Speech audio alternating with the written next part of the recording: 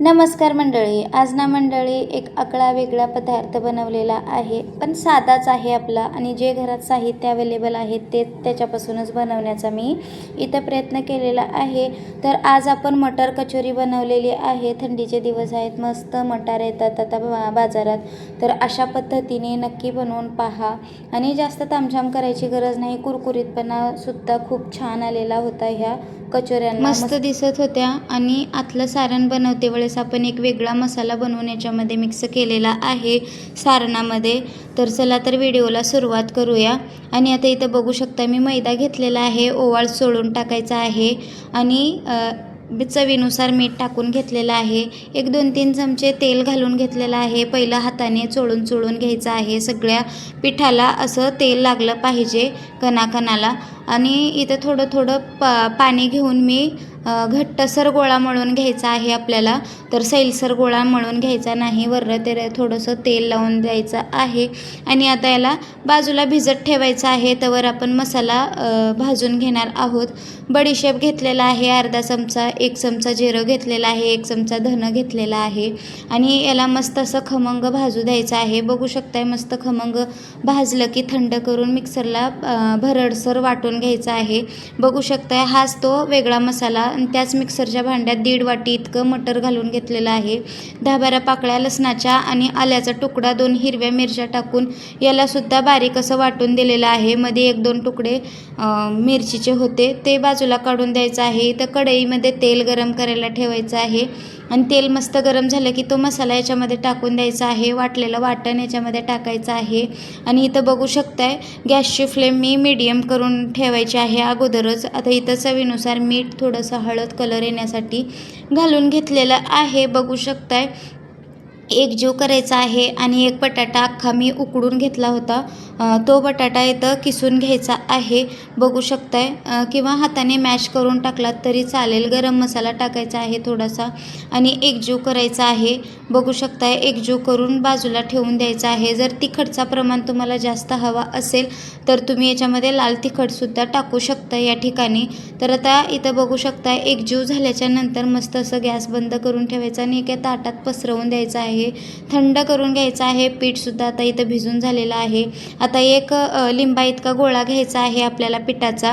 आणि समोरच्या वाटीमध्ये मी मैदा आणि पाणी मिक्स करून ठेवलेलं होतं. आता मस्त इथं लाटी लाटून घ्यायची आहे. बघू शकताय. आणि आता याला चौरस आकारामध्ये कट करून घ्यायचं आहे. पातळ लाटी लाटून घ्यायची आहे आपल्याला. आणि चौरस आकारामध्ये आता हे कट करून घ्यायचं आहे व्हिडिओ दाखवल्याप्रमाणे. आता इथं बघू शकताय चौरस आकारामध्ये कट करून झाल्याच्या नंतर जे सारण आपण बनवलेलं आहे ते लांबट आकारामध्ये भरायचं आहे याच्यामध्ये.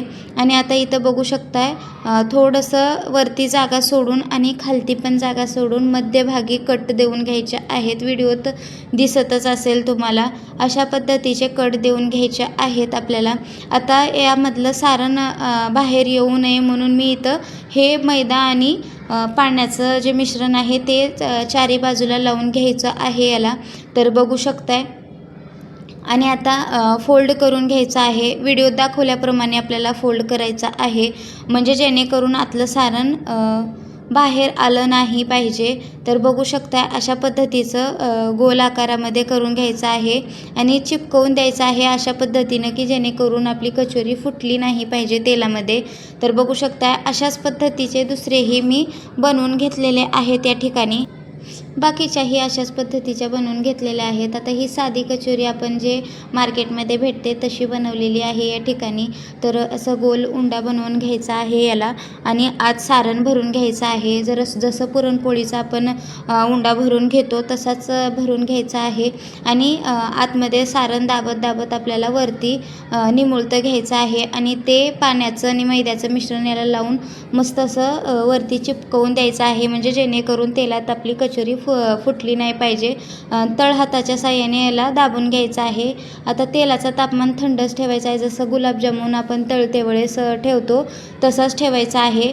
तर इथं बघू शकताय मी तेलाचं तापमान आता तशा पद्धतीचं ठेवलेलं आहे. आणि वरती कचोऱ्या टाकून दिलेल्या आहेत तेलात मावतीन इतक्या. आता हे कचोऱ्या तळते वेळेस पेशन्स खूप महत्त्वाचे असतात. आता कमीत कमी मला 17 ते 18 मिनटं हे कचोऱ्या तळायला लागलेलं आहे.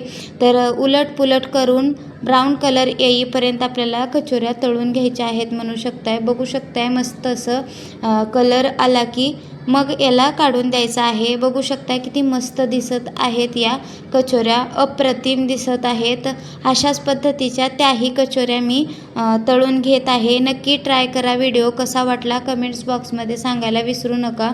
तर ह्या साध्या कचोऱ्या आहेत, यालासुद्धा खूप वेळ लागतो तळायला. अशाच पद्धतीच्या नक्की ट्राय करा. व्हिडिओ कसा वाटला कमेंट्स बॉक्समध्ये सांगायला विसरू नका. आवडल्यास लाईक करा, शेअर करा तुमच्या मित्रमैत्रिणींना, नातेवाईकांना. त्यांना पण अशा नवनवीन आणि पारंपरिक रेसिपी पाहायला मिळतील. धन्यवाद.